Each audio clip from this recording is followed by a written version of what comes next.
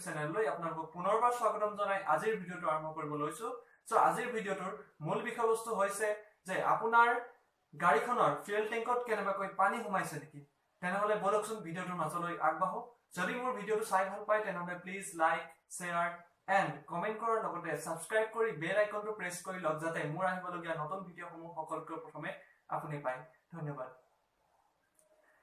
চাওক,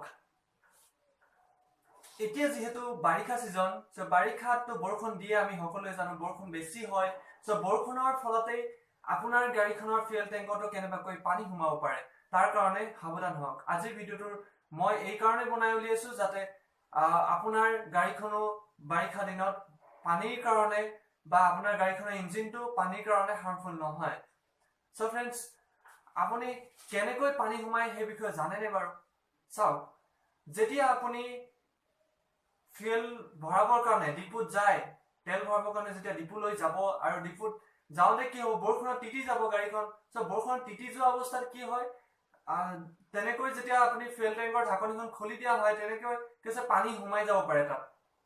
সেইটো স্বাভাৱিক কথা, সোমাবই তাৰমানে। আৰু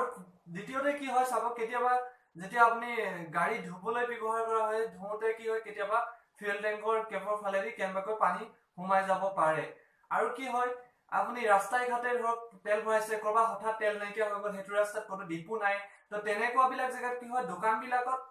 তেল তেনেকৈ পোৱা যায়, ডিজেল পোৱা যায়। সো তেনেকুৱা বিলাক জেগাৰ পৰা যেতিয়া আপুনি ফুয়েলটো ভৰাই তাতো কেনেবাকৈ পানী মিক্স হৈ আপোনাৰ ফুয়েল টেংকত যাব পাৰে। সো তেনেকুৱাকৈ যেতিয়া আপোনাৰ ফুয়েল টেংকত পানী যায়, আপোনাৰ ইঞ্জিনটোৰ কাৰণে বহুতে হাৰ্মফুল হয়। সো আপুনি কেনেকৈ গম পাব যে আপোনাৰ ইঞ্জিনটোত পানী সোমাইছে বা ফুয়েল টেংকত আপোনাৰ পানী সোমাইছে, কেনেকৈ গম পাব? চাওক, যেতিয়া আপোনাৰ গাড়ীখনে মাইলেজ কম দিব, মাইলেজ খুব কম দিব, লগতে কি হ'ব,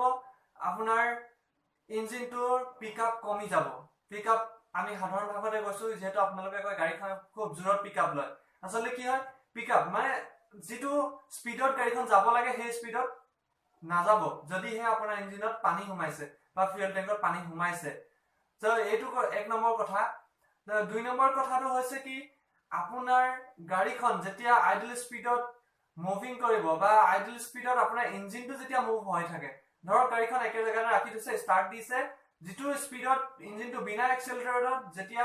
ইঞ্জিনটো ঘূৰে সেইটোক কয় আইডল স্পীড, গম পাইছেনে? সো সেই আইডল স্পীডত যেতিয়া ইঞ্জিনটো ঘূৰি থাকে সেই মুহূৰ্তত আপুনি ইঞ্জিনৰ বনেটখন খুলি মন কৰক, কাণেৰে শুনি চাওক যাতে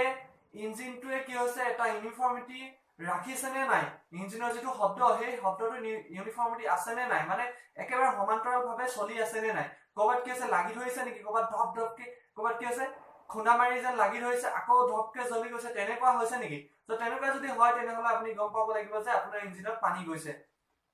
সো আৰু 3 নম্বৰতে আৰু এটা কথা চাব যে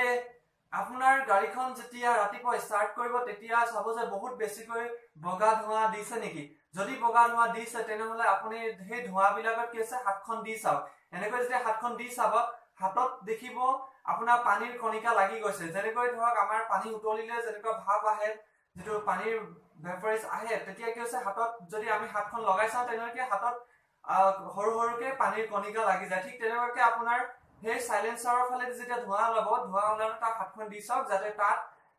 আপোনাৰ হাতত কেনেবাকৈ পানীৰ কণিকা লাগিছে নেকি। যদি পানীৰ কণিকা লাগিছে তেনেহলে আপুনি গম পাব লাগিব যে আপোনাৰ ইঞ্জিনটোৱে পানীও জ্বলাইছে, লগতে ফুয়েলৰ লগত পানীও জ্বলাইছে। আৰু এটা কথা আছে চাব, যে যদি সম্ভৱ হয় আপোনাৰ ফুয়েল টেংকৰ ঢাকনখন খুলি তললৈ মন কৰক, এই যে কাষত দেখিছে, কাষত ফটোখন দেখিছে, যিটো সেই ফটোখনৰ নিচিনাকৈ কি হৈছে, আপোনাৰ যিটো ইঞ্জিনৰ ফুয়েল টেংক থাকে সেই ফুয়েল টেংকৰ তলত কি হৈছে, এনেকুৱা কিছুমান গ্ৰেভি টাইপ দেখিব, যিটো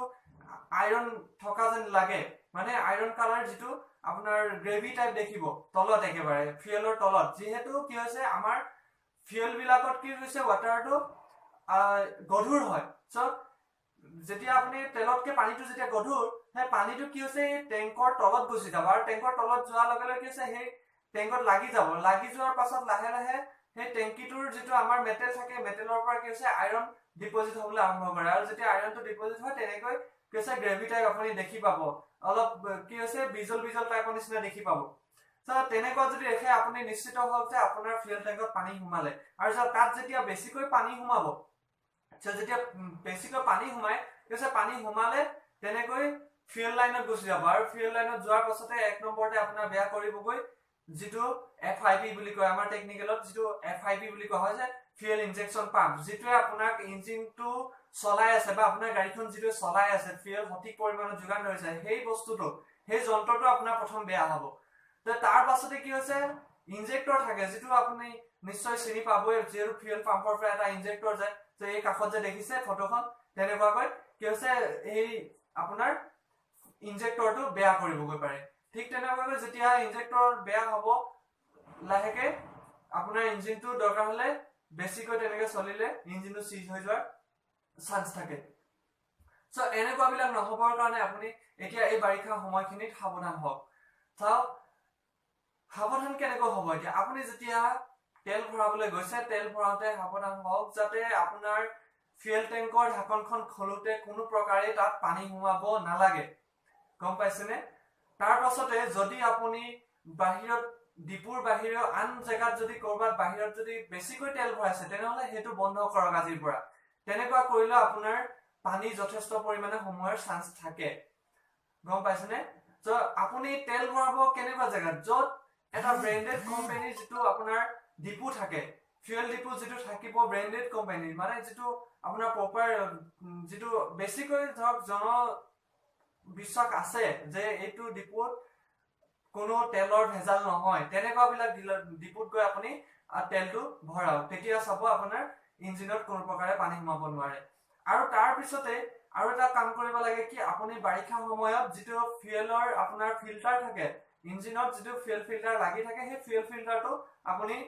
পাৰিলে সঘনাই হলাই থাকক চাব যাতে খুলি চাব লাগে তাত কেনেকৈ পানীৰ কণিকা লাগিছে নেকি তেনেকৈ যদি পানীৰ কণিকা লগা পাইছে তেনেহলে আপুনি ফিল্টাৰটো চেঞ্জ কৰি দিয়ক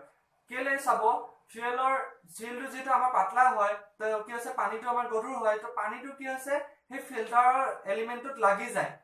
আপোনাক যেটো FIP থাকে FIP দিলে যাব নিদিয়ে যেতিয়া ফিল্টাৰটো যেতিয়া পানীটো ধৰি ৰাখি তাৰ শক্তিটো নাইকিয়া হৈ যাব ফিল্টাৰ এলিমেন্টৰ শক্তি যেতিয়া নাইকিয়া হ'ব সেই মুহূৰ্তত কি হ'ব হি পানীও এৰি দিব তেতিয়া গৈহে আপোনাৰ FIP লাগিবগৈ তো তাৰ কাৰণে কি হ'ব আপুনি সঘনাই ফিল্টাৰটো চেঞ্জ কৰি থাকক তেনেকুৱা কৰিলে কি হ'ব আপোনাৰ ফুয়েল টেংকত যি পানী সোমায়ও অলপ পৰিমাণে তেনেহলে আপোনাৰ ইঞ্জিনটো তাৰ কাৰণে বাচি থাকিব যদি মোৰ ভিডিঅ চাই ভাল পাইছে যদি আপুনি অলপ হলে কিবা উপকাৰ হৈছে বুলি ভাবিছে তেনেহলে প্লিজ প্লিজ প্লিজ আপুনি লাইক বটনটো টিপক তেতিয়াহে মোৰ আগন্তুক যিবিলাক ভিডিঅ বনাবলৈ মোৰ যেটো এম আছে সেই এমটোত মই সাকসেস হ'ম কাৰণ আপোনালোকে লাইকটো দিলে মোৰ উৎসাহ দুগুণে বৃদ্ধি পাব আৰু আপোনালোকৰ কাৰণে মই এনেকুৱা ধৰণৰ নতুন নতুন টিপছ বিলাক বিশেষকৈ ডিজেল ইঞ্জিনৰ ক্ষেত্ৰত আপোনালোকক নতুন নতুন টিপছবোৰ দিবলৈ আগ্ৰহী হ'ম তেনেহলে আজিলৈ আহো বাই বাই